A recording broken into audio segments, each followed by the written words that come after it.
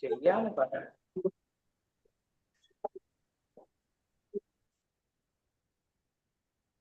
ഹരേ കൃഷ്ണ. ഹരേ കൃഷ്ണ പ്രഭു. ഇന്നലെ എവിടം വരെയാണ് എടുത്ത് നിർത്തിയത്? അത് ഞാൻ അങ്ങോട്ട് ചോദിക്കാനാണ് പോകുന്നത്. ഇന്നലെ എത്ര വരെ എടുത്തു? നിങ്ങളോട് ചോദിക്കാനാണ് പോകുന്നത്. 34. ഭീഷ്മം ജയദ്രഥം ച കർണം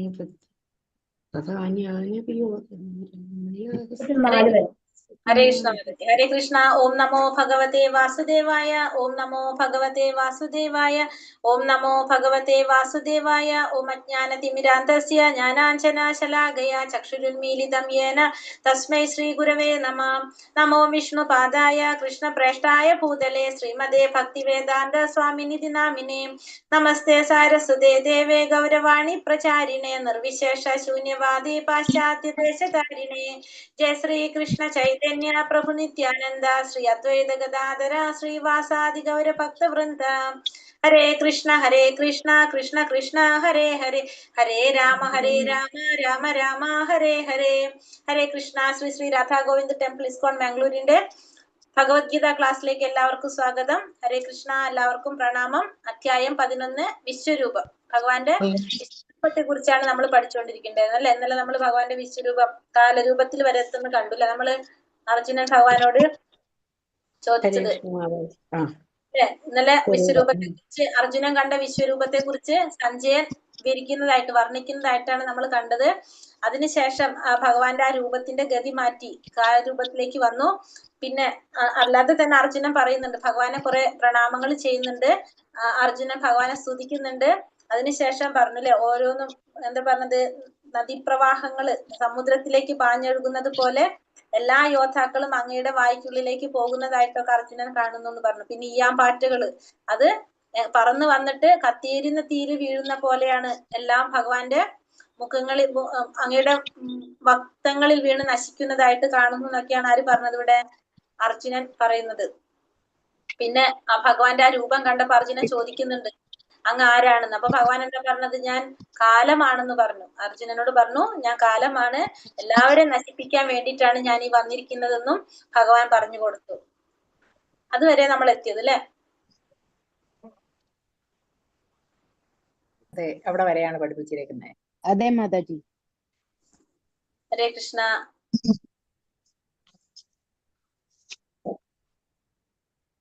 33 വരെ എടുത്തു തോന്നുന്നു അല്ലെ. 34 എടുത്തു. 34 എടുത്തു. അല്ല 34. ഓക്കെ, അടുത്ത ഭാഗം എടുക്കാനുള്ളതിന്. അടുത്ത ഭാഗത്തിൽ അപ്പൊ 34-ാമത്തെ ശ്ലോകത്തില് ഭഗവാൻ എന്താ പറഞ്ഞത്? 33-ാമത്തെ ശ്ലോകത്തിൽ പറഞ്ഞു, നീ ഒരു ഉപകരണമായിട്ട് നിന്നാ മാത്രം മതി എന്ന് പറഞ്ഞു അല്ലെ. ഭഗവാൻ പറഞ്ഞു അർജുനന്റെ അടുത്ത്, നീ ഒരു ഉപകരണമായിട്ട് നിന്നാ മാത്രം മതി. കാരണം എന്താണ്? അവരൊക്കെ ഓൾറെഡി ഞാൻ കൊന്നു കഴിഞ്ഞു. അതാണ് ഭഗവാൻ പറഞ്ഞു കൊടുക്കുന്നത്. ഞാൻ അവരൊക്കെ കൊന്നു കഴിഞ്ഞു. നീ അതുകൊണ്ട് നീ ഒന്ന് പൊരുതി നിന്റെ യശസ് നേടിയാൽ മാത്രം മതി. നീ ഒരു വെറുതെ ആയുധം മാത്രമേ ആകുന്നുള്ളൂ എന്ന് പറഞ്ഞു. അതായത് ഭീഷ്മന്, ദ്രോണര്, ജയദ്രഥൻ, കർണൻ ഇവരൊക്കെ കൊല്ലപ്പെട്ടു കഴിഞ്ഞു. ഓൾറെഡി അവരൊക്കെ വധിച്ചു കഴിഞ്ഞു. നീ നിനക്ക് അതിനെക്കുറിച്ച് ദുഃഖമൊന്നും വേണ്ട. എല്ലാവരെയും ഞാൻ ഓൾറെഡി വധിച്ചു കഴിഞ്ഞു. നീ ഒരു എന്ത് ചെയ്താൽ മാത്രം മതി? നീ ഒന്ന് പൊരുതിയാൽ മാത്രം മതി. അവരൊക്കെ തന്നെത്താനെ തോറ്റു പോകുന്നുള്ളത് ഭഗവാൻ പറയാണ് അർജുനന്റെ അടുത്ത്. ഈ അടുത്ത ഭാഗത്തില് 35 മുതൽ 46 വരെയുള്ള ശ്ലോകത്തില് അർജുനന്റെ പ്രാർത്ഥനയാണ്. അർജുനൻ ഭഗവാനോട് പ്രാർത്ഥിക്കുകയാണ്. കാരണം ഇപ്പൊ അർജുനന് മനസ്സിലായി ഭഗവാൻ ആരാണ്. ആ വിശ്വരൂപനാണ് അല്ലെ. വിശ്വരൂപനാണ് ഭഗവാൻ. ഈ പ്രപഞ്ചം മുഴുവൻ ഭഗവാന്റെയാണ്. എല്ലാതും ഭഗവാനെ കുറിച്ച് അർജുനന് ശരിയായിട്ട് മനസ്സിലായി. അപ്പൊ അർജുനൻ ആ വിശ്വനാഥനായിട്ടുള്ള ഭഗവാനോട് തന്റെ തെറ്റുകൾക്ക് ക്ഷമ ചോദിക്കുകയാണ്. ആരിവിടെ? അർജുനൻ വിറയലോടെ പ്രാർത്ഥിക്കുന്നതായിട്ടാണ് പറയുന്നത്. സഞ്ജയൻ പറയാണത്. സഞ്ജയ ശ്രുത്വാ വചനം കേശവസ്യ കരുതാഞ്ജലിർവേപമാന കിരീതി നമസ്കൃത്വാ ഭൂയ ഏവാഹ കൃഷ്ണം സാഗദ്ഗതം ഭീത പ്രണമ്യ. സഞ്ജയൻ ധൃതരാഷ്ട്രോട് പറഞ്ഞു കൊടുക്കാണ്, രാജാവേ, ഭഗവാന്റെ ഈ വാക്കുകൾ കേട്ടിട്ട് അർജുനൻ വിറപൂണ്ട് വീണ്ടും വീണ്ടും കൈകൂപ്പി ഭയത്തോടെ ഇടറുന്ന സ്വരത്തിൽ പറഞ്ഞു. അപ്പോ അർജുനനെ കുറിച്ച് സഞ്ജയൻ പറഞ്ഞു കൊടുക്കാണ്. ഭഗവാന്റെ ഈ വാക്കുകൾ കേട്ടിട്ട് അർജുനൻ എന്താണ് വിറപൂണ്ട്. കാരണം അർജുനനോട് എന്താ പറയണത്, ഞാൻ ഇവരെല്ലാവരും വധിച്ചു കഴിഞ്ഞു, നീ ഇപ്പൊ വെറുതെ ഒരു ആയുധമായിട്ട്, നീ വെറുതെ ഒരു ഉപകരണേ ആകുന്നുള്ളൂ, നീ ഒന്ന് വെറുതെ ഒന്ന് ആക്ട് ചെയ്താൽ മതി, അവരൊക്കെ തന്നെത്താനെ തോറ്റുപോകും എന്നാണ് ഭഗവാൻ അർജുനനോട് പറഞ്ഞു കൊടുക്കുന്നത്. കാരണം ഞാൻ കാലരൂപത്തിലാണ് വന്നിരിക്കുന്നത്, ഇവരൊക്കെ നശിപ്പിക്കാൻ വേണ്ടിയിട്ടാണ് ഞാൻ വന്നിരിക്കുന്നത്. കാരണം ഭഗവാൻ ഒരാളെ നശിപ്പിക്കണം എന്ന് വിചാരിച്ചാൽ പിന്നെ ആർക്കും അവരെ രക്ഷിക്കാനായിട്ട് സാധിക്കില്ല. അപ്പൊ ഭഗവാൻ പറയണം. അപ്പൊ ഇതൊക്കെ കേട്ടപ്പോ അർജുനൻ എന്താണ് വിറപൂണ്ട് ആകെ പേടിച്ചിട്ട് ഭയത്തോടെ ഇടറുന്ന സ്വരത്തില് കൈകൂപ്പിക്കൊണ്ട് അർജുനൻ പറഞ്ഞു എന്നാണ് ഇവിടെ സഞ്ജയൻ പറയുന്നത്. അർജുന ഉവാച സ്ഥാനേ ഋഷികേശ തവ പ്രകീർത്തിയ ജഗത് പ്രഹൃഷ്യാത്യനുരുച്യത്തെ ച രക്ഷാംസി ഭീതാനി ദിശോ ദ്രവന്തി സർവേ നമസ്യന്തി ചാസിത്ത സംഘ. അർജുനൻ പറഞ്ഞു, ഋഷികേശ, ഇന്ദ്രിയങ്ങളുടെ നാഥൻ ഋഷികേശൻ, അങ്ങയുടെ തിരുനാമ സങ്കീർത്തനത്താൽ ലോകം ആനന്ദഭരിതമായി തീരുന്നു, അങ്ങയിൽ അനുരക്തമാവുന്നു. സിദ്ധി നേടിയവർ അങ്ങയെ പ്രണമിക്കുന്നുവെങ്കിലും അസുരഗണങ്ങൾ ഭയപ്പെട്ട് അങ്ങും ഇങ്ങും പായുകയാണ്, ഇത് ഉചിതം തന്നെയോ? ഇത് പറയണത് അങ്ങയുടെ തിരുനാമ കീർത്തനത്താൽ ഇവിടെ എന്താ സംഭവിക്കുന്നത്, അങ്ങയുടെ തിരുനാമ കീർത്തനത്താൽ ലോകം മുഴുവൻ ആനന്ദഭരിതമായി തീരുന്നു. ഭഗവാന്റെ കീർത്തനം എല്ലാവരെയും എങ്ങനെയാക്കും, ആനന്ദഭരിതനാക്കും. ഭഗവാന്റെ കീർത്തനം കൊണ്ട് ലോകം മുഴുവൻ ആനന്ദഭരിതമായി തീരും. അങ്ങയിൽ അനുരക്തമാവുന്നു, എല്ലാവരും അങ്ങയിലേക്ക് അനുരക്തമാവണം. അങ്ങയോട് എല്ലാവർക്കും എന്ത് വരാണ്, ആസക്തി, ആഗ്രഹം ഉണ്ടാകാണ് അങ്ങയോട് വേണ്ടി. സിദ്ധി നേടിയവർ അങ്ങയെ പ്രണമിക്കുന്നു. സിദ്ധി നേടിയവരെല്ലാം എന്ത് ചെയ്യും, ഭഗവാനെ പ്രണമിക്കുന്നുവെങ്കിലും അസുരഗണങ്ങൾ ഭയപ്പെട്ട് അങ്ങും ഇങ്ങും പായുകയാണ്. അപ്പൊ അസുരഗണങ്ങളൊക്കെ എന്താണ്, ഭയപ്പെട്ടുകൊണ്ട് അങ്ങും ഇങ്ങും പായുന്നതായിട്ടും പറയുന്നു. ഇത് ഉചിതം തന്നെയോ, ഇത് ഉചിതമാണോ എന്നാണ് ഇവിടെ ആര് പറയുന്നത്, അർജുനൻ പറയുന്നത്. കാരണം എല്ലാവരും സിദ്ധി നേടിയവരൊക്കെ ഭഗവാനെ പ്രണമിക്കുന്നുണ്ട്, മറ്റുള്ളവർ അങ്ങയുടെ തിരുനാമത്തിൽ ആനന്ദഭരിതരാകുന്നുണ്ട്. പക്ഷെ അസുരഗണത്തിലുള്ളവരെന്താണ്, അങ്ങും ഇങ്ങും പായുകയാണ്, ഭയപ്പെട്ടിട്ട് അങ്ങും ഇങ്ങും പായുന്നു. അപ്പൊ ഇതൊക്കെ ഉചിതം തന്നെ, ഇതൊക്കെ ഉചിതമാണെന്നാണ് ആര് പറയുന്നത്, ഭഗവാനോട് അർജുനൻ പറയുന്നത്. കാരണം അർജുനൻ എന്തറിയാം, ഭഗവാൻ ചെയ്യുന്ന ഓരോ കാര്യങ്ങളും എന്താണ്, എല്ലാവർക്കും ഗുണത്തിന് വേണ്ടിയിട്ടുള്ളതാണ് ആര് ചെയ്യുന്നത്, ഭഗവാൻ ചെയ്യുന്നത്. ഏത് വിധത്തിലായാലും അത് എല്ലാതും ആർക്ക് വേണ്ടിയിട്ടായിരിക്കും, മറ്റുള്ളവർക്ക് ഗുണകരമാകുന്ന പ്രവർത്തികളായിരിക്കും ഭഗവാൻ ചെയ്യുന്നത്. അടുത്തത് പറഞ്ഞത് കസ്മാച്ചതേന നമേരൻ മഹാത്മാൻ ഗരീയസേ ബ്രഹ്മണോപ്യാധികർത്രേ അനന്തദേവേശ ജഗന്നിവാസ ത്വമക്ഷരം സാധ സദത്പരം യത്. ബ്രഹ്മാവിനേക്കാളും ശ്രേഷ്ഠനായ പുരുഷോത്തമ, അങ്ങാണല്ലോ ആദിമനായ സ്രഷ്ടാവ്. എങ്കിലും എന്തുകൊണ്ട് അവർ ഭക്ത്യാദരപൂർവം അങ്ങയെ പ്രണമിക്കുന്നില്ല? അതിരില്ലാത്തവനും പ്രപഞ്ചത്തിന് ആശ്രയമായ ദേവാധിദേവ, അക്ഷയവും കാരണങ്ങൾക്ക് കാരണവും ഭൗതിക പ്രകൃതിക്ക് ഉപരിയുമാണ് അങ്ങ്. അപ്പൊ ബ്രഹ്മാവിനേക്കാളും ശ്രേഷ്ഠനായ പുരുഷോത്തമ, ഭഗവാനെ പറയാണ്, ബ്രഹ്മാവിനേക്കാളും ശ്രേഷ്ഠനായ പുരുഷോത്തമ, അങ്ങാണ് ആര്, ആദിമനായ സൃഷ്ടാവ് ആരാണ്, അങ്ങാണ്. എങ്കിലും എന്തുകൊണ്ടാണ് അവർ ഭക്ത്യാദരപൂർവം അങ്ങയെ പ്രണമിക്കാത്തത്? അപ്പൊ എന്തുകൊണ്ട് ഭക്ത്യാദരപൂർവം അങ്ങയെ അവർ പ്രണമിക്കുന്നില്ല? പിന്നെ അതിരില്ലാത്തവനും പ്രപഞ്ചത്തിന് ആശ്രയമായിട്ടുള്ള ദേവാധിദേവ, ഈ പ്രപഞ്ചത്തിന്റെ ആശ്രയം ആരാണ്, ഭഗവാനാണ്. അക്ഷയമായിട്ടുള്ളതും എല്ലാ കാരണങ്ങൾക്കും കാരണവുമായിട്ടുള്ള ആ ഭഗവാൻ ഭൗതിക പ്രകൃതിക്ക് ഉപരിയുമാണ് ആര്, അങ്ങ്. കാരണം ഈ ഭൗതിക പ്രകൃതിയെ നിയന്ത്രിക്കുന്നതും ആര് തന്നെയാണ്, ഭഗവാൻ തന്നെയാണ്. അപ്പൊ അങ്ങനെ ഭഗവാനെ ആര് പ്രണമിക്കാണ് ഇവിടെ, അർജുനൻ പ്രണമിക്കാണ്. ഇങ്ങനെയൊക്കെ അർജുനൻ ഭഗവാനെ കീർത്തിക്കുന്നത് എല്ലാവരാലും ആരാധ്യനാണ് കൃഷ്ണൻ എന്ന് സൂചിപ്പിക്കാൻ വേണ്ടിയാണ്. അപ്പൊ ഇവിടെ എന്തിനാണ് അർജുനൻ ഇതൊക്കെ പറയുന്നത്, ഭഗവാൻ എല്ലാവരെക്കാളും ആരാധ്യനാണ്, എല്ലാവരാലും ആരാധ്യനാണ് ഭഗവാൻ എന്ന് മനസ്സിലാക്കി തരാൻ വേണ്ടിയിട്ടാണ് ഭഗവാനെ ഇവിടെ അർജുനൻ ഇങ്ങനെ സ്തുതിക്കുന്നത്. സർവവ്യാപിയും ആത്മാക്കളുടെ ആത്മാവുമാണ് അദ്ദേഹം. ഭഗവാൻ എങ്ങനെയാണ്, സർവവ്യാപിയാണ്, ആത്മാക്കളുടെ ആത്മാവാണ് ആര്, ഭഗവാൻ. മഹാമനസ്കതയെയും അപാരതയെയുമാണ് മഹാത്മാ എന്ന പേര് കൊണ്ട് കുറിക്കുന്നത്. അപ്പൊ മഹാമനസ്കത, അതുപോലെ തന്നെ അപാരത, അതിനാണ് ഇവിടെ നമ്മൾ എന്ത് പറയണത്, മഹാത്മാ എന്ന പേര് കൊണ്ട് കുറിക്കുന്നത്. മഹാമനസ്കതയെയും അപാരതയെയുമാണ് മഹാത്മാ എന്ന പേര് കൊണ്ട് കുറിക്കുന്നത്. അപ്പൊ സർവവ്യാപിയാണ് ഭഗവാൻ, ആത്മാക്കളുടെ ആത്മാവുമാണ് ആര്, ഭഗവാൻ. അനന്തൻ എന്ന വാക്ക് ഭഗവാന്റെ സ്വാധീനതയ്ക്കും ചൈതന്യത്തിനും കീഴ്പ്പെടുത്താത്തതായി ഒന്നും തന്നെ ഇല്ലെന്ന് ദേവേശൻ എന്ന ദേവന്മാരുടെയും അധിപതിയും നിയന്താവുമാണ് കൃഷ്ണൻ എന്നും സ്പഷ്ടമാക്കുന്നു. അവിടെ അനന്തൻ എന്ന വാക്യം എന്തിനാ ഉപയോഗിക്കുന്നത്? ഭഗവാന്റെ സ്വാധീനതയ്ക്കും ചൈതന്യത്തിനും കീഴ്പ്പെടുത്താനായിട്ട് ഒന്നുമില്ല, ഒന്നും തന്നെ ഇല്ലെന്ന് മനസ്സിലാക്കാനാണ് എന്ത് ഉപയോഗിക്കുന്നത്? അനന്തൻ എന്ന വാക്ക് ഉപയോഗിക്കുന്നത്. ദേവേശനാണെങ്കിലോ സർവ്വദേവന്മാരുടെ അധിപതിയും നിയന്താവുമാണ് കൃഷ്ണൻ എന്ന് സ്പഷ്ടമാക്കാൻ വേണ്ടിട്ട് ഉപയോഗിക്കുന്നതാണ് എന്ത്? ദേവേശൻ. ദേവേശൻ എന്ന് വെച്ചാൽ സർവ്വദേവന്മാരുടെയും അധിപതിയാണ് ഭഗവാൻ. ദേവേശൻ ദേവന്മാരുടെ ഈശ്വരനാണ് ഭഗവാൻ, നിയന്താവാണ് ഭഗവാൻ എന്ന് മനസ്സിലാക്കി തരാൻ വേണ്ടിയിട്ടാണ് ഇവിടെ ഭഗവാന് കൃഷ്ണന് ദേവേശൻ എന്ന പദം ഉപയോഗിക്കുന്നത്. 38ാമത്തെ ശ്ലോകത്തിലില്ല, വായിക്കാം. ത്വമാദിദേവ പുരുഷ പുരാണ തമസ്യ വിശ്വസ്യ പരം നിധാനം വേത്താസി വേദ്യം ച പരം ച ദേവ ത്വയാ തദം വിശ്വമനന്തരൂപ. ആദിദേവനും പുരാണ പുരുഷനും പ്രപഞ്ച സൃഷ്ടിക്ക് ആധാരവും അങ്ങ് തന്നെ, അറിയേണ്ടവനും അറിയുന്നവനും അങ്ങ് തന്നെയാകുന്നു. ത്രിഗുണാതീതമായ അഭയസ്ഥാനം അങ്ങാണ്. ഹേ അനന്തരൂപ, ഈ ദൃശ്യപ്രപഞ്ചമെങ്ങും അങ്ങ് നിറഞ്ഞു നിൽക്കുകയാണ്. ഇവിടെ ആദിദേവനും പുരാണ പുരുഷനും പ്രപഞ്ച സൃഷ്ടിക്ക് ആധാരവും ആര് തന്നെയാണ്? ഭഗവാൻ തന്നെയാണ്. അറിയേണ്ടതും ആരെ കുറിച്ചാണ്? ഭഗവാനെ കുറിച്ചാണ്. അറിയുന്നവനും ആരാണ്? അതും ഭഗവാൻ തന്നെയാണ്. പിന്നെ ത്രിഗുണാതീതമായിട്ടുള്ള അഭയസ്ഥാനം ആരാണ്? അതും ഭഗവാനിലാണ്. അനന്തരൂപ, ഈ ദൃശ്യപ്രപഞ്ചമെങ്ങും അങ്ങ് നിറഞ്ഞു നിൽക്കുകയാണ്. അപ്പൊ ഈ പ്രപഞ്ചം മുഴുവൻ ആര് നിറഞ്ഞു നിൽക്കുകയാണ്? ഭഗവാൻ നിറഞ്ഞു നിൽക്കുകയാണ് എന്നാണ് ഇവിടെ അർജുനൻ പറയുന്നത്. അടുത്തതോ, വായുർ യമോഗ്നിർ വരുണാ ശശാങ്ക പ്രജാപതി സ്ത്വം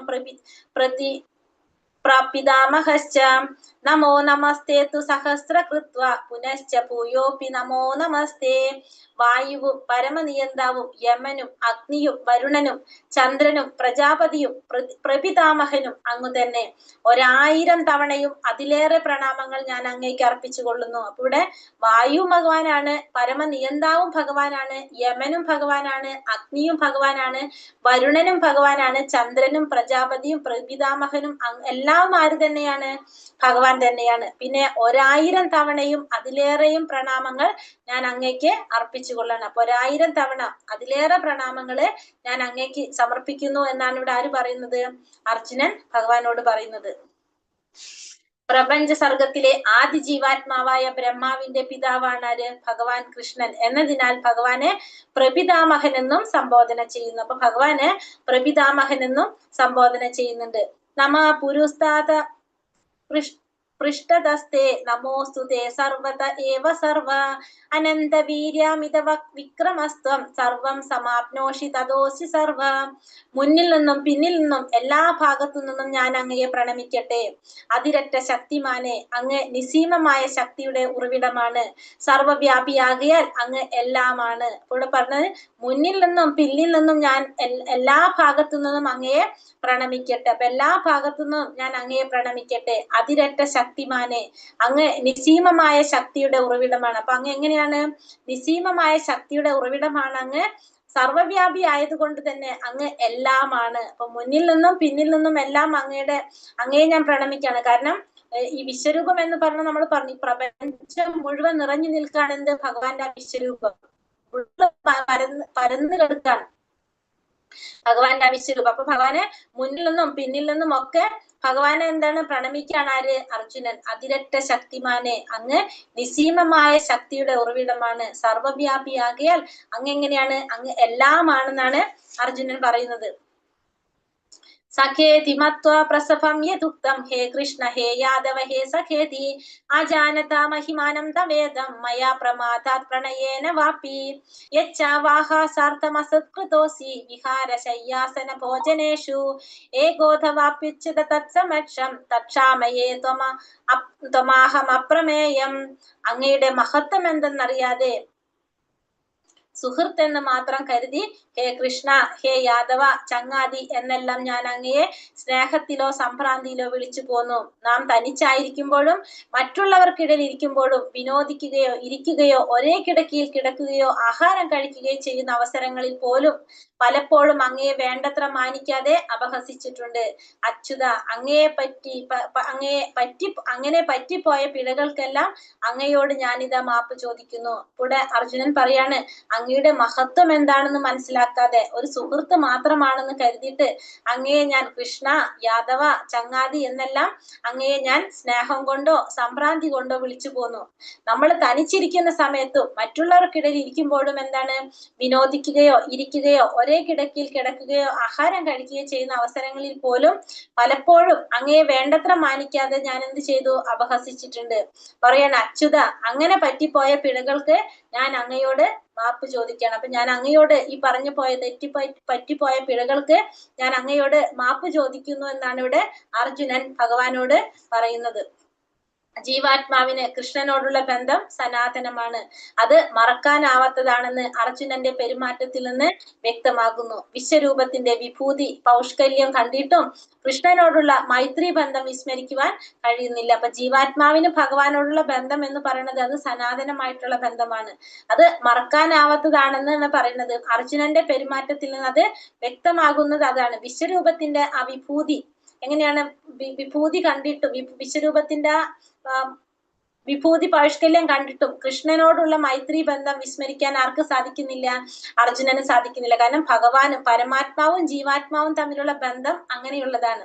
ആ പരമാത്മാവിനും തമ്മിലുള്ള ബന്ധം എങ്ങനെയാണ്, അതൊരിക്കലും മറക്കാൻ പറ്റാത്തൊരു ബന്ധമാണെന്നുള്ളത് നമുക്കിവിടെ മനസ്സിലാക്കാൻ സാധിക്കുന്നത്.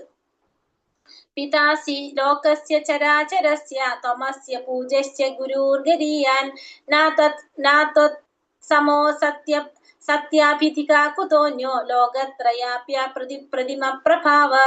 ചരാചരങ്ങളെല്ലാം ഉൾക്കൊള്ളുന്ന ഈ പ്രപഞ്ച സർഗത്തിന്റെ പിതാവാണ് അങ്ങ്. എല്ലാ ചരാചരങ്ങളും ഉൾക്കൊള്ളുന്ന ഈ പ്രപഞ്ച സർഗത്തിന്റെ പിതാവ് ആരാണ്, ഭഗവാനാണ്. ആ പ്രപഞ്ചത്തിന്റെ ആരാധ്യ പ്രമുഖനായ പരമോന്നത ആധ്യാത്മിക ഗുരുവും അങ്ങ് തന്നെയാണ്. അപ്പൊ ഈ പ്രപഞ്ചത്തിന്റെ ആരാധ്യ പ്രമുഖനായിട്ടുള്ള പരമോന്നത ആധ്യാത്മിക ഗുരുവും ആരാണ്, അതും ഭഗവാൻ തന്നെയാണ്. അങ്ങേക്ക് സമനായോ അങ്ങേ സമാനനാവാൻ കഴിവുള്ളവരായോ മറ്റാരുമില്ല. അപ്പൊ അങ്ങേക്ക് സമനായിട്ടോ സമാനനാവാൻ കഴിവുള്ളവരായിട്ടോ ആരും തന്നെ ഇല്ല.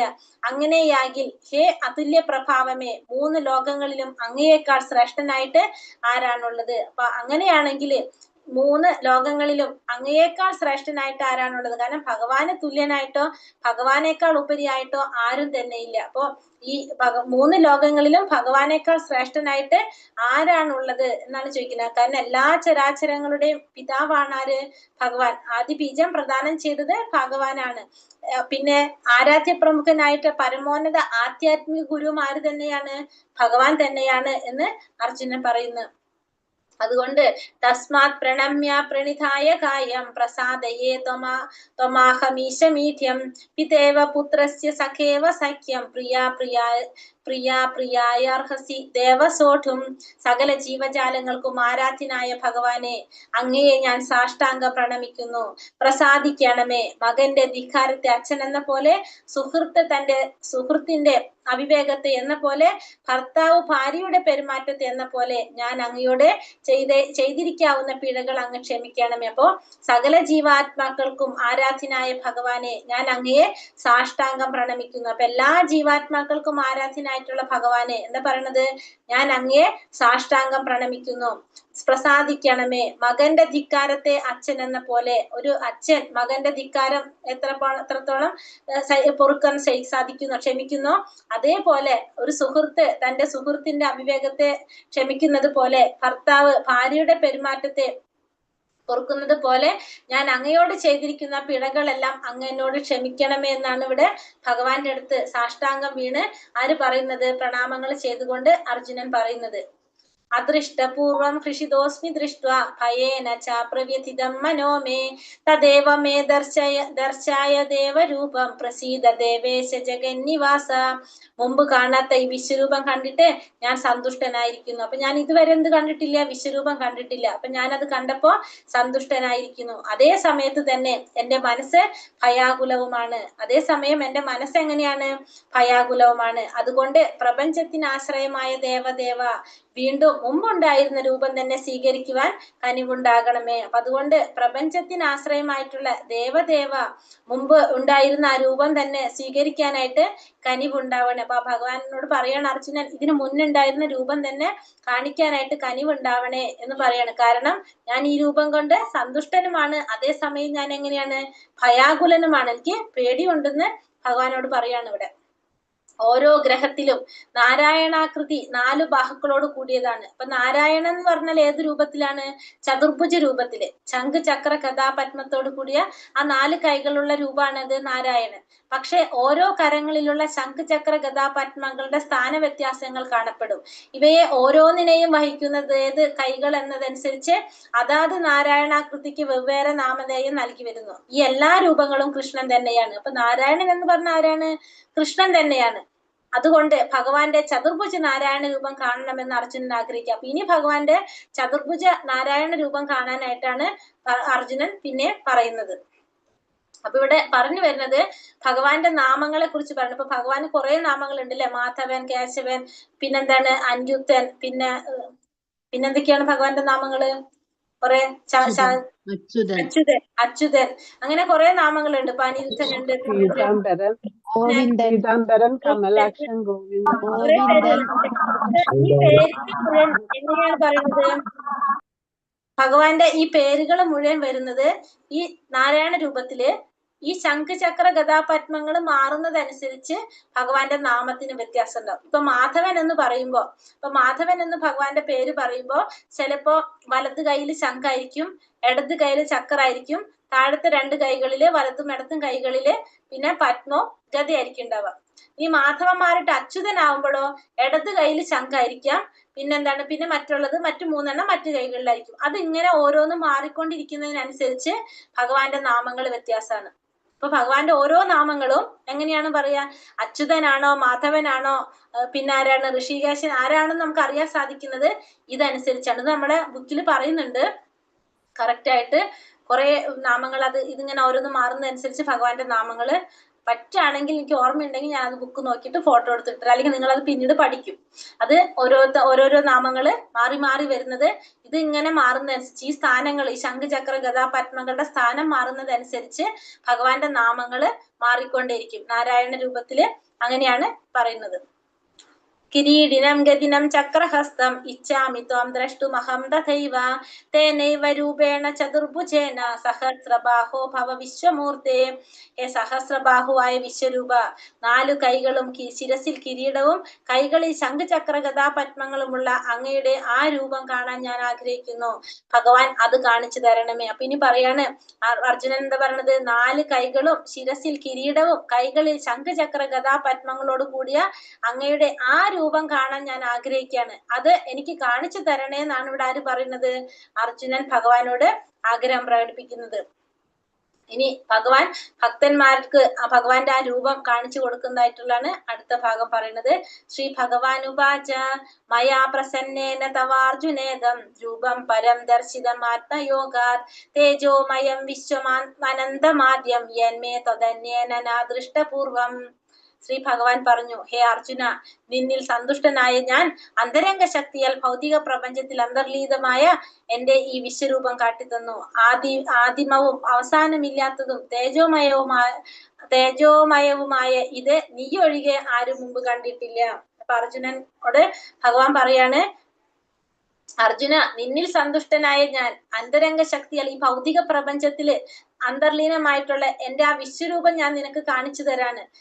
എന്റെ ഈ വിശ്വരൂപം ഇതിനു മുന്നേ ആരും കണ്ടിട്ടില്ല എന്നാ പറഞ്ഞ. ആദിമവും അവസാനമില്ലാത്തതും തേജോമയമായിട്ടുള്ളതാണ് എന്റെ വിശ്വരൂപം. അത് നീ ഒഴികെ വേറെ ആരും കണ്ടിട്ടില്ല. അപ്പൊ അർജുനനോട് ഭഗവാൻ തന്നെ പറയാണ്, എന്റെ ഈ വിശ്വരൂപം ആദ്യമായിട്ട് ആരാ കാണുന്നത്? അർജുനാണ് കാണുന്നത്. അർജുനൻ ഒഴികെ ഈ വിശ്വരൂപം വേറെ ആരും കണ്ടിട്ടില്ല എന്ന് ഭഗവാൻ തന്നെ പറയാണ്. അർജുനന് മുമ്പ് വിശ്വരൂപം ആരും കണ്ടിട്ടില്ല. പക്ഷെ അർജുനന് പ്രത്യക്ഷമായ ഈ വിശ്വരൂപം സ്വർഗലോകങ്ങളിലും ബഹിരാകാശങ്ങളിലും വാഴുന്ന ഭക്തന്മാർക്കും കാണാൻ ഇടവന്നു. അർജുനൻ കാരണം മറക്കാൻ സാധിച്ചു. അപ്പൊ നമ്മൾ ഇന്നലെ പറഞ്ഞു അല്ലെ, അർജുനൻ കണ്ട വിശ്വരൂപം നമ്മൾ പറഞ്ഞു, മുകളിലുള്ള ലോകങ്ങളിലുള്ളവർക്കും എന്ത് സാധിച്ചു? കാണാൻ സാധിച്ചു. അതിന് അവസരം കിട്ടിയത് എങ്ങനെയാണ്? അർജുനൻ കാരണം കൊണ്ട് അവർക്കും അത് കാണാനായിട്ട് സാധിച്ചു. നിർഭാഗ്യവശാൽ ദുര്യോധനനും എന്ത് കണ്ടിരുന്നു? ഭഗവാന്റെ വിശ്വരൂപം കണ്ടിരുന്നു. അതെപ്പോഴാണ് കാണിച്ചു കൊടുത്തിരുന്നു ഭഗവാൻ? കൃഷ്ണന്റെ ശാന്തി സന്ദേശം കൈക്കൊള്ളാതിരുന്ന സമയത്ത് ദുര്യോധനന് ഭഗവാൻ എന്ത് ചെയ്തു? ഭഗവാന്റെ വിശ്വരൂപം കാണിച്ചു കൊടുത്തു. പക്ഷെ ഈ അർജുനന് കാണിച്ചു കൊടുത്ത പോലെയുള്ള രൂപമായിരുന്നില്ല ആർക്ക് കാണിച്ചു കൊടുത്തത്? ദുര്യോധനന് കാണിച്ചു കൊടുത്തത്. അത് അർജുനൻ യുദ്ധരംഗത്തിൽ കണ്ട വിശ്വരൂപം ദുര്യോധനൻ കണ്ട വിശ്വരൂപം തമ്മിൽ എന്താണ് വ്യത്യാസമുണ്ട്? രണ്ടും രണ്ടു തരത്തിലുള്ളതാണ്. അതുകൊണ്ടാണ് ഇവിടെ ഭഗവാൻ പറയുന്നത് അല്ലെ, ഈ വിശ്വരൂപം ഇതാരും ഇതിനു മുന്നേ കണ്ടിട്ടില്ല എന്ന് ഭഗവാൻ തന്നെ സമ്മതിക്കുന്നുണ്ട്. അപ്പൊ അത് അർജുനന് കാണിച്ചു കൊടുത്തത് വ്യത്യസ്തമായിട്ടുള്ള രൂപം തന്നെയാണ്.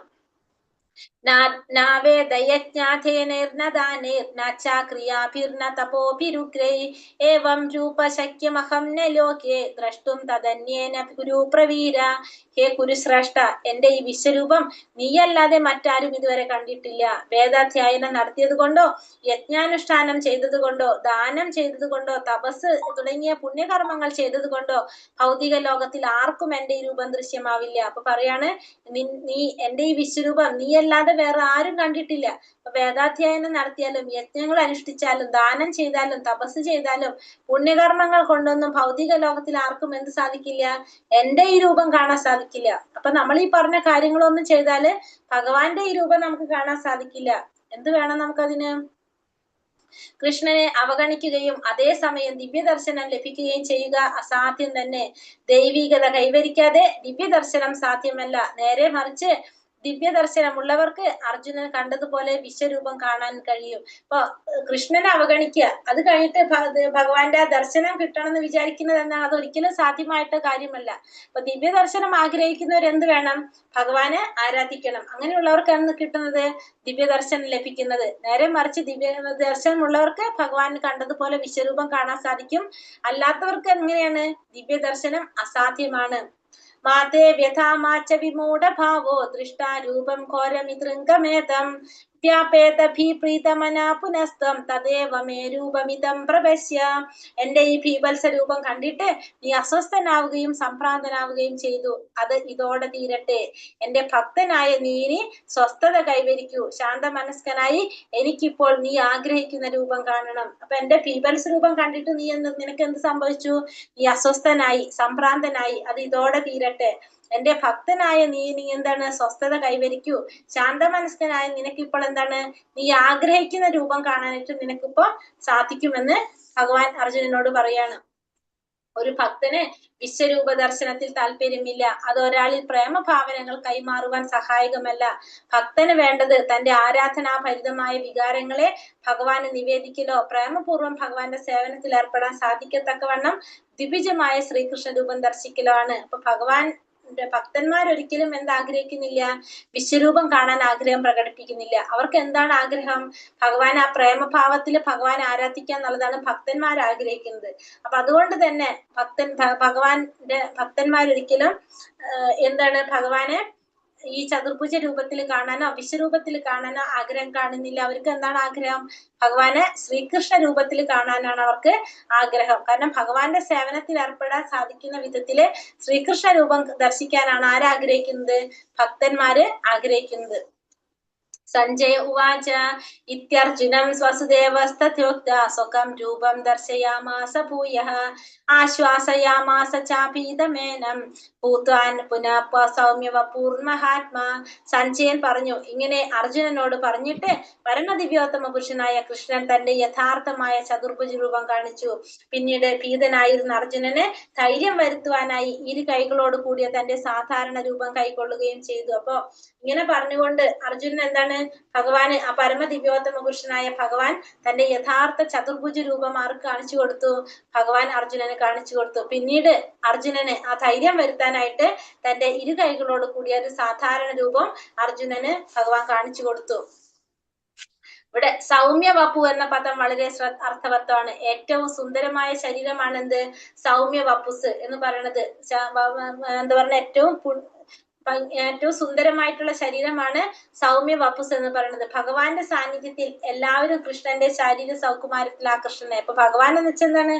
സർവ്വ ആകർഷകനാണ്, എല്ലാവരെയും ആകർഷിക്കുന്നവനാണ് ഭഗവാൻ. അപ്പൊ ഭഗവാൻ എല്ലാവരും ഭഗവാന്റെ ആ ശാരീരിക സൗകുമാര്യത്തിൽ എല്ലാവരും ആകർഷകരായി. ലോകനിയന്തമായിട്ടുള്ള അദ്ദേഹം ഭക്തനായ അർജുനന്റെ ഭയം ശമിപ്പിച്ച് വീണ്ടും അത്യന്ത സുന്ദരമായിട്ടുള്ള ശ്രീകൃഷ്ണ രൂപം കാട്ടിക്കൊടുത്തു. അപ്പൊ ഭഗവാന്റെ ആ രൂപം അത്യന്ത സുന്ദരമാണെന്ന് പറയുന്നത് ഭഗവാൻ ശ്രീകൃഷ്ണ രൂപം. ആ രൂപം ഭഗവാൻ അർജുനന് കാണിച്ചു കൊടുക്കുകയാണ് ചെയ്യുന്നത്. അർജുന ഉവാച ദൃഷ്ടേദം മാനുഷം രൂപം തവ സൗമ്യം ജനാർദ്ദന ഇദാനീമസ്മി സംവൃത്ത സചേത പ്രകൃതിം ഗതഃ. കൃഷ്ണനെ ഇങ്ങനെ സ്വന്തം രൂപത്തിൽ കണ്ടപ്പോൾ അർജുനൻ പറഞ്ഞു, ജനാർദ്ദന, അങ്ങയുടെ അത്യന്ത സുന്ദരമായി മാനുഷികാകാരം കണ്ടിട്ട് ഇപ്പോൾ ഞാൻ മുൻമട്ടിലായി, എന്റെ മനസ്സ് ശാന്തമായി. അപ്പൊ ഭഗവാനോട് പറയാണ്, ഭഗവാനെ ഇങ്ങനെ സ്വന്തം രൂപത്തിൽ കണ്ടപ്പോ അർജുനൻ പറയാണ്, ജനാർദ്ദന, അങ്ങയുടെ അതിസുന്ദരമായിട്ടുള്ള ഈ മാനുഷിക ആകാരം കണ്ടിട്ട് ഇപ്പോൾ ഞാൻ മുൻമട്ടിലായി, എന്റെ മനസ്സ് ശാന്തമായി. അപ്പോ ഈ രൂപത്തില് ഭഗവാനെ കണ്ടപ്പോ അർജുനന് എന്ത് വന്നു? മനസ്സ് ശാന്തമായി. അങ്ങയുടെ ഈ രൂപത്തിൽ കണ്ടപ്പോ, കൃഷ്ണന് ഈ രൂപത്തിൽ കണ്ടപ്പോ അർജുനന്റെ മനസ്സ് ശാന്തമായി. പിന്നെ അതിസുന്ദരമായ മാനുഷിക ആകാരം നമ്മുടെ പറയുന്നത്, അത് കണ്ടപ്പോ മുൻമട്ടിലായി, മനസ്സ് ശാന്തമായി എന്ന് അർജുനൻ പറയാണ്. കൃഷ്ണൻ വെറും ഒരു മനുഷ്യനാണെന്നും അദ്ദേഹത്തിലുള്ള നിർഗുണ ബ്രഹ്മമാണ് ഗീത ഉപദേശിക്കുന്നതെന്നും ഊന്നി പറയുന്നവർ വായനക്കാരെ വഴിതെറ്റിക്കുകയാണെന്നും അത് ഏറ്റവും വലിയ അനീതിയാണെന്നും ഭഗവത്ഗീത വ്യക്തമാക്കുന്നു. ഇപ്പൊ ഭഗവാൻ നിർഗുണനാണ്, അതുപോലെ തന്നെ ഭഗവത്ഗീത ഉപദേശിക്കുന്നതെന്നും നിർഗുണ ബ്രഹ്മമാണ് ഭഗവത്ഗീത ഉപദേശിക്കുന്നതെന്നും ഊന്നി പറയുന്നവരെന്താണ്? വായനക്കാരെ വഴിതെറ്റിക്കുകയാണ് ശരിക്കും ചെയ്യുന്നത്. പിന്നെ വിശ്വരൂപവും ചതുർഭുജനായ നാരായണ രൂപവും കൈക്കൊണ്ട കൃഷ്ണനെ എങ്ങനെയാണ് നമുക്കൊരു സാധാരണ മനുഷ്യനായിട്ട് കാണാൻ സാധിക്കുന്നത്? പകൽ വെളിച്ചം പോലെ വ്യക്തമാണ് എന്ത്? ഭഗവത്ഗീത ഉപദേശങ്ങള്. അത് മൂഢന്മാരായ മനുഷ്യാകാരന്മാർ ദീപന്മാരുടെ ദീപനാളങ്ങൾ അവയ്ക്ക് ആവശ്യമില്ല. അപ്പോ ഭഗവാനെ ഒരു സാധാരണ വ്യക്തിയായിട്ട് നാരായണ രൂപം കാണിച്ച, ശ്രീകൃഷ്ണ രൂപം കാണിച്ച ഒരു വ്യക്തിയെ ഒരു സാധാരണ ഒരു മനുഷ്യനായിട്ട് നമുക്ക് എങ്ങനെയാണ് പറയാനായിട്ട് സാധിക്കുന്നത്? ശ്രീ ഭഗവാനുവാച തുദുർദശമിതം രൂപം ദൃഷ്ടവാനാസി യന്മമ ദേവ അപ്യസ്യ രൂപസ്യ നിത്യം കർശിനം ആകാംക്ഷിണഃ. ഭഗവാൻ പറഞ്ഞു, പ്രിയ അർജുന, നീ ഇപ്പോൾ കണ്ടുകൊണ്ടിരിക്കുന്ന ഈ രൂപം കാണുവാൻ ഏറെ പ്രയാസമുള്ളതാണ്. ദേവന്മാർ പോലും ഈ പ്രിയതരമായ രൂപത്തെ കാണുവാൻ അവസരം പാർക്കുന്നു. ഇപ്പോൾ അർജുനനോട് ഭഗവാൻ പറയാണ്, നീ ഇപ്പൊ കണ്ടുകൊണ്ടിരിക്കുന്ന ഈ രൂപം ഏത് രൂപമാണ്? അർജുനൻ കണ്ടുകൊണ്ടിരിക്കുന്നത് ശ്രീകൃഷ്ണ രൂപം. അത് വളരെയധികം പ്രയാസമുള്ളതാണ് കാണാനായിട്ട്. ദേവന്മാര് പോലും എന്ത് ആഗ്രഹിച്ചിരിക്കുകയാണ്? എന്റെ ഈ രൂപം ശ്രീകൃഷ്ണ രൂപത്തിൽ എന്നെ കാണാനായിട്ടുള്ള അവസരം പാത്തു കഴിയാണ് ആര്? എല്ലാ ദേവന്മാര് പോലും. അപ്പൊ എല്ലാവർക്കും വളരെയധികം പ്രയാസമുള്ളതാണ് ഏത് കാണാൻ? ഭഗവാന്റെ ഈ ശ്രീകൃഷ്ണ രൂപം കാണാനായിട്ട്. ഇവിടെ സുദുർദശം എന്ന് പറയുന്നത് ദ്വിബീജനായ കൃഷ്ണന്റെ സാധാരണ രൂപത്തെ കുറിച്ചാണ്. അതായത് അത് കൂടുതൽ ഗോപ്യമാണെന്ന്, അത് മാത്രമല്ല ബ്രഹ്മാവ് ശിവൻ പോലുള്ള ദേവന്മാർക്ക് പോലും എളുപ്പത്തിൽ കാണാനായിട്ട് സാധിക്കില്ലെന്ന് ഭഗവാന്റെ ശ്രീകൃഷ്ണ രൂപം. നാഹം വേദിർ നാതപസ്സ നാദാനേന ന ചേജിയ ശക്യ ഏവം വിധോ ദൃഷ്ടും ദൃഷ്ടവാനാസി മാം യഥാ. അതീന്ദ്രിയമായ ദൃഷ്ടിയാൽ നീ കാണുന്ന ഈ രൂപം വേദാധ്യയനം കൊണ്ടോ തപശ്ചര്യ കൊണ്ടോ ദാനയജ്ഞാദികളാലോ കൈവരാവുന്നതല്ല. അവയൊന്നും കൊണ്ടല്ല എന്റെ ഈ യഥാർത്ഥ രൂപം ഒരാൾക്ക് പ്രത്യക്ഷമാകുന്നു. അപ്പൊ അതീന്ദ്രിയ ദൃഷ്ടിയിൽ നീ കാണുന്ന ഈ രൂപം വേദാധ്യയനം കൊണ്ട് അല്ലെങ്കിൽ തപശ്ചര്യകൾ കൊണ്ട് അല്ലെങ്കിൽ ദാനയജ്ഞാദികൾ കൊണ്ടൊന്നും കൈവരിക്കാൻ സാധിക്കുന്നതല്ല എന്ത്? ഭഗവാന്റെ ഈ രൂപം. അവയൊന്നും കൊണ്ട് കാണാൻ സാധിക്കില്ല എന്റെ ഈ യഥാർത്ഥ രൂപം ഒരാൾക്ക് പ്രത്യക്ഷമാകുന്നത്. അപ്പൊ അതീന്ദ്രിയമായ ദൃഷ്ടിയിൽ നീ കാണുന്ന ഈ രൂപം വേദാധ്യയനം കൊണ്ടോ തപശ്ചര്യകൾ കൊണ്ടോ ദാനയജ്ഞാദികൾ കൊണ്ടോ കൈവരിക്കാവുന്നതല്ല. അവയൊന്നും കൊണ്ട് നമുക്കിത് കാണാൻ സാധിക്കില്ല. ഏത്? ഭഗവാന്റെ ഈ യഥാർത്ഥ രൂപം. ഭക്തിയാ എങ്ങനെ സാധിക്കുള്ളൂ? ഭക്തിയാ ത്വനന്യയാ ശക്യ അഹമേവം വിധോർജുന ജ്ഞാതും ദ്രഷ്ടും ച തത്വേന പ്രവേഷ്ടും ച പരം തപ. പ്രിയപ്പെട്ട അർജുന, എന്നിൽ ഏകാഗ്രമായ ഭക്തി കൊണ്ട് മാത്രമേ എന്നെ ഇപ്പോൾ കാണുന്ന മട്ടിൽ കാണുവാനും അറിയുവാനും സാധിക്കുകയുള്ളൂ. അപ്പൊ എന്താ വേണ്ടത്? ഏകാഗ്രമായ ഭക്തി വേണം. ഭഗവാനിൽ ഏകാഗ്രമായ ഭക്തിയുള്ളവർക്ക് മാത്രമേ ഭഗവാനെ നേരിട്ട് കാണാനും അറിയാനും സാധിക്കുള്ളൂ. ഈ മാർഗത്തിൽ കൂടി മാത്രമേ എന്റെ നിഗൂഢതയിലേക്ക് പ്രവേശിക്കാൻ സാധിക്കും. അപ്പൊ ഭഗവാനിലേക്ക് പ്രവേശിക്കണമെങ്കിൽ ഏത് മാർഗ്ഗം പറ്റുള്ളൂ? ഭക്തിയിലൂടെ മാത്രമേ ഭഗവാനിലേക്ക് പ്രവേശിക്കാൻ സാധിക്കുള്ളൂ. ഭക്തി ഇല്ലാതെ നമുക്ക് എന്ത് സാധിക്കില്ല? ഭഗവാനെ കുറിച്ച് അറിയാനായിട്ട്, ഭഗവാന്റെ നിഗൂഢതയിലേക്ക് പ്രവേശിക്കാനോ നമുക്ക് സാധിക്കില്ല. മനുഷ്യരാശിക്ക് ഒരു അനുഗ്രഹമാണ് എന്ത്? കൃഷ്ണാവബോധം. അതിപ്രയത്നം കൊണ്ട് മാത്രം നേടാനാവുന്ന കൃഷ്ണഭക്തിയെ ഉദാരമായി വിതരണം ചെയ്തു പോന്ന ചൈതന്യ മഹാപ്രഭുവാണ് ഏറ്റവും അധികം ദാനശീലനായ വ്യക്തിയെന്ന് രൂപഗോസ്വാമി പറയുന്നുണ്ട്. കൃഷ്ണാവബോധം പ്രചരിപ്പിക്കുന്നവർക്ക് അതിനുതകും വിധം ധനം നൽകുകയാണ് ഏറ്റവും വലിയ മഹത്തായ ദാനം. അപ്പൊ നമുക്ക് കൃഷ്ണാവബോധമാണ് എന്ത്? മനുഷ്യരാശിക്കുള്ള ഏറ്റവും വലിയ അനുഗ്രഹം. നമ്മളെ പ്രയത്നം കൊണ്ട് നമുക്ക് നേടാവുന്ന കൃഷ്ണഭക്തി നമുക്ക് എന്ത് സാധിക്കും? നമുക്ക് ഉദാരമായിട്ട് വിതരണം ചെയ്തു വന്ന ചൈതന്യ മഹാപ്രഭു ഏറ്റവും അധികം ദാനശീലനായിട്ടുള്ള വ്യക്തി എന്ന് രൂപഗോസ്വാമി പറഞ്ഞു. അപ്പൊ നമുക്ക് അതിപ്രയത്നം കൊണ്ട് നേടാൻ സാധിക്കുന്നതാണ് എന്ത്? കൃഷ്ണഭക്തി. അപ്പൊ ഒരു കൃഷ്ണഭക്തന്റെ സാന്നിധ്യം കൊണ്ട് നമുക്ക് എന്ത് സാധിക്കും? ഭക്തി നേടാനായിട്ട് സാധിക്കും, അല്ലെങ്കിൽ കാരുണ്യം കൊണ്ട്. അപ്പൊ കൃഷ്ണാവബോധം പ്രചരിപ്പിക്കുന്നതിനായിട്ട് അവർക്ക് എന്ത് വേണം? അവർക്ക് വേണ്ട വിധത്തില് ധനം നൽകുകയാണ്. കൃഷ്ണാവബോധം പ്രചരിപ്പിക്കുന്നവർക്ക് ഇപ്പൊ എല്ലാവർക്കും എന്ത് സാധിക്കില്ല? കൃഷ്ണാവബോധം പ്രചരിപ്പിക്കാൻ സാധിക്കണില്ല. അപ്പൊ പ്രചരിപ്പിക്കുന്നവർക്ക് നമ്മൾ എന്ത് വേണം? അവരെ സഹായിക്കണം. അവർക്ക് ഉതകുന്ന വിധം ധനം നൽകുകയാണ് ലോകത്തിലെ ഏറ്റവുമായ മഹത്തായ ദാനം. അപ്പൊ അതിന് ഏറ്റവും മഹത്തായ കാര്യം നമ്മൾ കൃഷ്ണാവബോധം പ്രചരിപ്പിക്കുന്നവരെ സഹായിക്കുക എന്നുള്ളതാണ്. മത്കർമ്മ കൃന്മത് പരമോ മത്ഭക്ത സംഘവർജിതഃ നിർവൈര സർവഭൂതേഷു നാസായ മാമേതി പാണ്ഡവ. പ്രിയപ്പെട്ട അർജുന, എന്റെ ശുദ്ധ സേവനത്തിൽ ഏർപ്പെട്ടിരിക്കുന്ന കാമ്യകർമ്മങ്ങളുടെയോ ഊഹാപോഹങ്ങളുടെയോ മാലിന്യം കൂടാതെ എനിക്ക് വേണ്ടി കർമ്മം ചെയ്യുകയും എന്നെ ജീവിതത്തിന്റെ പരമലക്ഷ്യമായി കരുതുകയും സർവഭൂതങ്ങളോടും സുഹൃത്ത് രൂപേണ പെരുമാറുകയും ചെയ്യുന്ന ഭക്തൻ നിശ്ചയമായും എന്നെ പ്രാപിക്കും. ഇവിടെ പറയുന്നത് എന്റെ ശുദ്ധ സേവനത്തിൽ ഏർപ്പെട്ടിരിക്കുക, കാമ്യകർമ്മങ്ങളുടെയോ ഊഹാപോഹങ്ങളുടെയോ മാലിന്യം കൂടാതെ. കാമ്യകർമ്മങ്ങളില്ല, ഊഹാപോഹങ്ങളില്ല. പിന്നെ എനിക്ക് വേണ്ടി കർമ്മം ചെയ്യുകയും എന്നെ തന്നെ ജീവിതത്തിന്റെ പരമ ലക്ഷ്യമായിട്ട് കരുതുകയും ചെയ്യുന്ന, സർവഭൂതങ്ങളോടും സുഹൃത്ത് രൂപേണ പെരുമാറുകയും ചെയ്യുന്ന ഭക്തൻ നിശ്ചയമായിട്ടും എന്നെ പ്രാപിക്കും. അപ്പൊ എല്ലാവരെയും എങ്ങനെ കാണണം? സുഹൃത്ത് രൂപേണ കാണാം, ജീവിതത്തിന്റെ പരമ ലക്ഷ്യമായിട്ട് കാണാം. അങ്ങനെ ചെയ്യുന്ന ഭക്തൻ എന്ത് സാധിക്കും? നിശ്ചയമായിട്ടും എന്നെ പ്രാപിക്കാനായിട്ട് സാധിക്കും. ആത്മീയ അന്തരീക്ഷത്തിലുള്ള കൃഷ്ണാലോകം എന്ന ലോകത്തിൽ സർവോന്നത പുരുഷോത്തമനായ ഭഗവാൻ കൃഷ്ണനുമായി ഉറ്റബന്ധം പുലർത്താൻ ആഗ്രഹിക്കുന്നവർ കൃഷ്ണന്റെ നിർദ്ദേശത്തെ അനുസരിക്കുക തന്നെ വേണം. ഭഗവത്ഗീതയുടെ സത്ത് മുഴുവൻ ഈ ലോകത്തിൽ ഉൾപ്പെടുത്തിയിട്ടുണ്ട്. ആത്മീയ അന്തരീക്ഷത്തിലുള്ള കൃഷ്ണലോകം എന്ന ഗ്രഹത്തിൽ സർവോത്തമ പുരുഷനായുള്ള ഭഗവാൻ കൃഷ്ണനുമായിട്ട് ഉറ്റബന്ധം പുലർത്താൻ ആഗ്രഹം. അപ്പൊ ഭഗവാനായിട്ട് ബന്ധം പുലർത്താൻ ആഗ്രഹിക്കുന്നവര് ഭഗവാന്റെ നിർദ്ദേശങ്ങൾ എന്തായാലും അനുസരിക്കണം. അപ്പൊ ഭഗവാനായിട്ട് ബന്ധം പുലർത്താന്ന് വെച്ചാൽ എന്താണ്? ഭഗവാന്റെ ഭക്തനാവുക. അപ്പൊ ഒരു വ്യക്തി ഭഗവാന്റെ ഭക്തനാണെന്ന് പറയണമെങ്കിൽ എന്ത് വേണം? ഭഗവാന്റെ നിർദ്ദേശങ്ങൾ നമ്മൾ പാലിച്ചിരിക്കണം. ഭഗവാൻ പറയുന്നത് നമ്മൾ അനുസരിക്കുമ്പോഴാണ് നമ്മൾ ആരാകുന്നത്? ഭക്തനാകണം. നമ്മൾ പറഞ്ഞാൽ ആവില്ല. നമ്മൾ എന്ത് വേണം? ഭഗവാൻ പറയുന്ന കാര്യങ്ങൾ നമ്മൾ അനുസരിക്കണം. അങ്ങനെ ആവുമ്പോൾ നമ്മൾ ഭഗവാന്റെ ഭക്തനാകാൻ സാധിക്കും. അങ്ങനെ ആ ഭഗവാന്റെ നിർദ്ദേശങ്ങളെല്ലാം പാലിക്കുകയാണെങ്കിൽ നമുക്ക് ആരാകാൻ സാധിക്കും? ഭഗവാന്റെ ലോകത്തിലേക്ക് ഭഗവാനെ പ്രാപിക്കാനായിട്ട് നമുക്ക് സാധിക്കും. അതാണ് ഈ ശ്ലോകത്തിൽ മെയിൻ ആയിട്ട് പറയുന്ന കാര്യം. ഭക്തിയിലൂടെ മാത്രമേ നമുക്ക് ഭഗവാനെ മനസ്സിലാക്കാൻ സാധിക്കുള്ളൂ. ആ ഭക്തി നമുക്ക് എങ്ങനെയാ കിട്ടുന്നത്? നമുക്ക് ഭക്തിയിലൂടെ മാത്രമേ ഭഗവാൻ അറിയാൻ സാധിക്കില്ല. ഭക്തി നമുക്ക് കുറെ പ്രവർത്തനങ്ങളിലൂടെ നമുക്ക് ഭക്തി കിട്ടും. നമുക്ക് പലതരത്തിലുള്ള പ്രവർത്തനങ്ങളുണ്ട്. ആ പ്രവർത്തനങ്ങൾ നമ്മൾ കണ്ടെത്തി നമ്മൾ അതിലൂടെ ചെയ്തു പോയി കഴിഞ്ഞാൽ നമുക്ക് എന്താണ്? ഭക്തിയിലേക്ക് കടക്കാനായിട്ട് നമുക്ക് സാധിക്കും. ഹരേ കൃഷ്ണ കൃഷ്ണ കൃഷ്ണ ഹരേ ഹരേ, ഹരേ രാമ രാമ രാമ ഹരേ ഹരേ. കൃപാ സിന്ധോഭ്യവച പതിതാനാം പാവനേഭ്യോ വൈഷ്ണവേഭ്യോ നമോ നമഃ. अनंत कोटि वैष्णव वृंद की जय, श्रील प्रभुपाद की जय, गुरुदेव की जय, निताय गौर परमानंदे। हरि हरि बोल। हरे कृष्णा। हरे कृष्ण।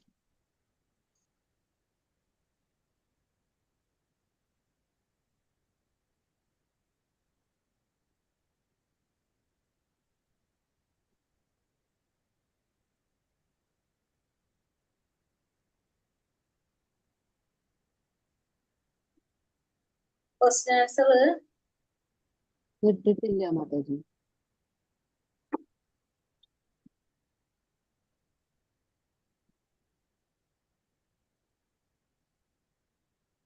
കുറച്ചുള്ളതില് ക്വസ്റ്റ്യൻ. സവ്യസാചിൻ ആരാണ്? എന്തുകൊണ്ടാണ് ഇങ്ങനെ പറയുന്നത്? അത് നമ്മൾ ഇന്നലെ പറഞ്ഞു അല്ലെ? ഭഗവാനെ പ്രപിതാമഹൻ എന്ന് സംബോധന ചെയ്യുന്നത് എന്തുകൊണ്ടാണ്? ബ്രഹ്മാവിന്റെയും പിതാവാണ് ഭഗവാൻ. അതുകൊണ്ട്